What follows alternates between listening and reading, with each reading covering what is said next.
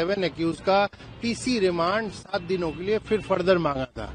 Court में इस पर बहस हुई कि इस केस में का जो दायरा है वो अनलिमिटेड नहीं है और इस केस में इस तरह का जो एंटी नेशनल एक्टिविटी या मूवमेंट या सपोर्ट का कोई मामला बनता नहीं है, क्योंकि ये सारे एक्यूज कर्तव्य पथ थाने के केस में भी एक्यूज बन गए हैं।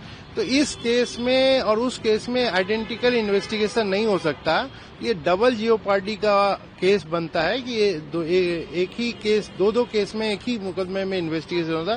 कोर्ट ने आज उनके इस रिक्वेस्ट को नहीं माना पुलिस ऑफिशियल्स के, और सारे एक्यूज को सिर्फ जेसी के लिए मंडे तक के लिए जेसी में भेजा है। पीसी रिमांड की रिक्वेस्ट उनकी कोर्ट ने नामंजूर कर दी है और अब मंडे के लिए सारे बेल एप्लीकेशन बचे हुए एक्यूज को पार्लियामेंट स्ट्रीट थाने में लगा हुआ है। कोर्ट उसमें 2 बजे मंडे को सुनवाई करेगी। कितने टोटल एक्यूज थे? आज कोर्ट में 8 एक्यूज पेश हुए थे, क्योंकि दूसरे केसेस में भी इनको एक्यूज बना के अरेस्ट कर लिया गया है। तो जिनको बेल मिल भी गई थी उनका बेल बॉन्ड फर्निश नहीं किया है लोगों ने, क्योंकि उनको ऑलरेडी कोई फायदा नहीं होता बेल बॉन्ड फर्निश करने से, वो बाहर नहीं आ पाते क्योंकि दूसरे केस में। तो जितने भी एक्यूज आज पेश किए गए थे सभी को आज पुलिस ने फिर से मंडे तक के लिए जेसी में भेज दिया है। लेकिन उनकी पुलिस की जो पुलिस रिमांड की रिक्वेस्ट थी उसको कोर्ट ने नामंजूर कर दिया।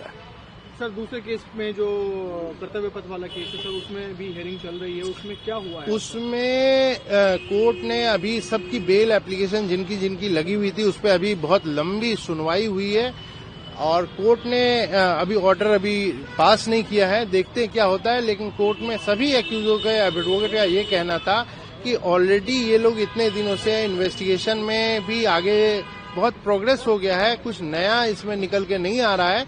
Police officials are repeating the things once again and again. लेकिन कोर्ट में सभी ने अभी बहस करी है। कुछ एक्यूज के, जैसे मेरे एक्यूज का बेल एप्लीकेशन आज ही फाइल हुआ था, तो उसको कल मंडे के लिए रख लिया गया है रिप्लाई के अभाव में, तो उस पर सुनवाई होगी। लेकिन बाकी 6-7 एक्यूजों का जो बेल एप्लीकेशन था उस पर सुनवाई हो गई। हम अभी इंतजार करेंगे कि उस पर जज साहब क्या फैसला दें।